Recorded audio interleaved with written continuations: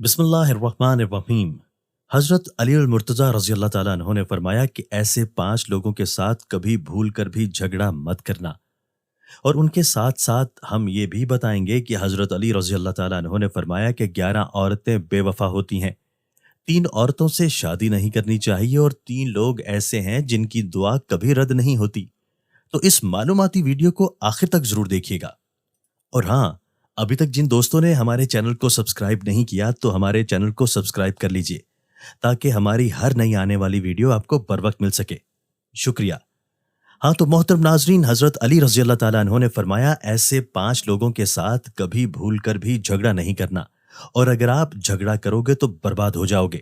Number 1، قوم کا سردار۔ حضرت علی رضی اللہ تعالیٰ عنہ نے فرمایا کبھی بھی قوم کے سردار سے جھگڑا نہ کرنا، کیونکہ قوم کے سردار کے پیچھے ساری قوم ہوتی ہے۔ اگر آپ سردار کے ساتھ جھگڑا کرو گے تو اپنی ہی ذلت اور رسوائی کا سامان اکٹھا کرو گے، اس کے علاوہ آپ کو کچھ بھی حاصل نہیں ہوگا۔ نمبر 2، کسی بھی عالم کے ساتھ جھگڑا نہیں کرنا چاہیے، کیونکہ عالم کو اللہ تعالیٰ نے علم کی سوجھ بوجھ عطا فرمائی ہے۔ اگر آپ اس کے ساتھ جھگڑا کرو گے اور اس کو ستاؤ گے، اگر اس نے بد دعا دے دی تو پھر آپ برباد ہو جاؤ گے۔ اس لیے کبھی کسی عالم کے ساتھ جھگڑا نہ کرنا۔ نمبر 3، بچوں کے ساتھ بھی کبھی جھگڑا نہیں کرنا چاہیے، کیونکہ وہ تو بچے ہیں اور آپ سمجھدار ہیں، تو سمجھداری سے کام لیں، بچوں سے محبت کرو اور ان سے جھگڑا نہ کرو۔ نمبر 4، عورت کے ساتھ کبھی بھی جھگڑا نہیں کرنا چاہیے، وہ عورت اپنی ہو یا غیر کی، عورت عورت ہی ہوتی ہے، اور اگر آپ عورت کے ساتھ جھگڑا کرو گے تو آپ بربادی کی طرف چلے جاؤ گے۔ نمبر 5، بد زبان سے۔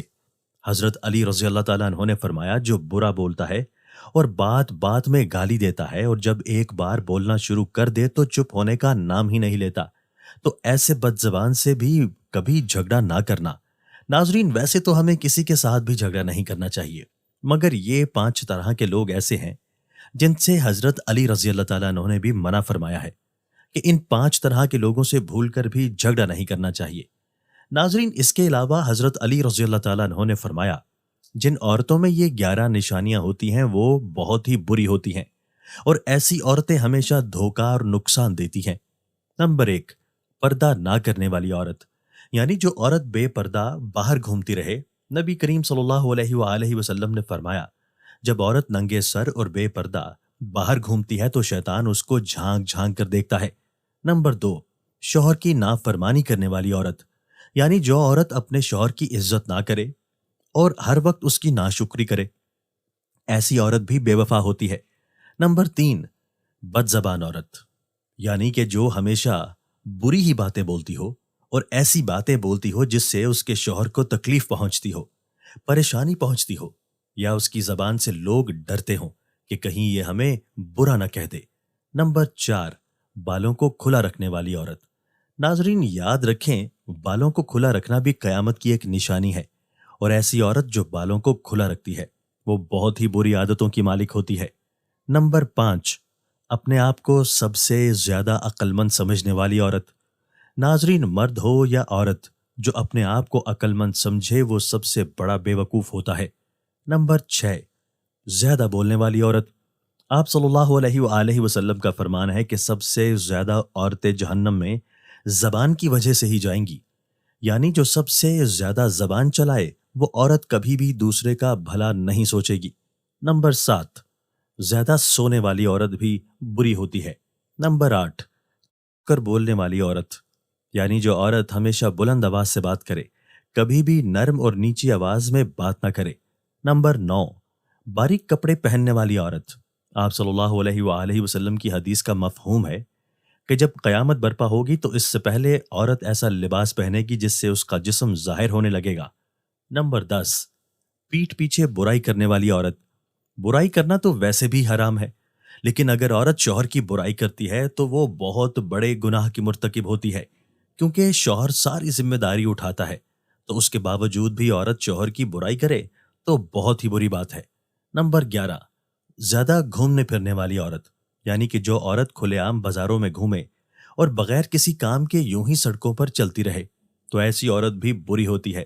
حضرت علی رضی اللہ تعالیٰ عنہ نے فرمایا 3 عورتوں سے شادی نہیں کرنی چاہیے۔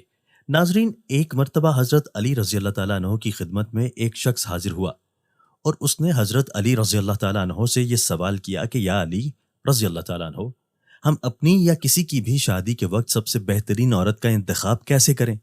تو آپ رضی اللہ تعالیٰ عنہ نے فرمایا، اے شخص، شادی کرتے وقت یہ دیکھ لینا کہ لڑکی میں یہ 3 عیب تو نہیں، ورنہ آپ کی زندگی برباد ہو جائے گی اور زندگی کا چین اور سکون ختم ہو جائے گا۔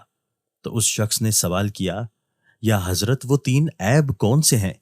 تو آپ رضی اللہ تعالیٰ عنہ نے فرمایا، نمبر 1، جو عورت اپنے وقت کی قدر نہیں کرتی، کیونکہ میں نے اللہ کے رسول صلی اللہ علیہ وآلہ وسلم سے سنا ہے، اللہ پاک نے انسان کی عزت، دولت اور شہرت، مالداری اور خوشحالی سب کچھ انسان کے وقت میں پوشیدہ رکھا ہے، اور جو عورت اپنے وقت کی ہی قدر نہیں کرتی تو اللہ تعالیٰ اس کے گھر سے یہ ساری نعمتیں چھین لیتا ہے، اور ایسی عورت اپنے شوہر کی بھی قدر نہیں کرتی۔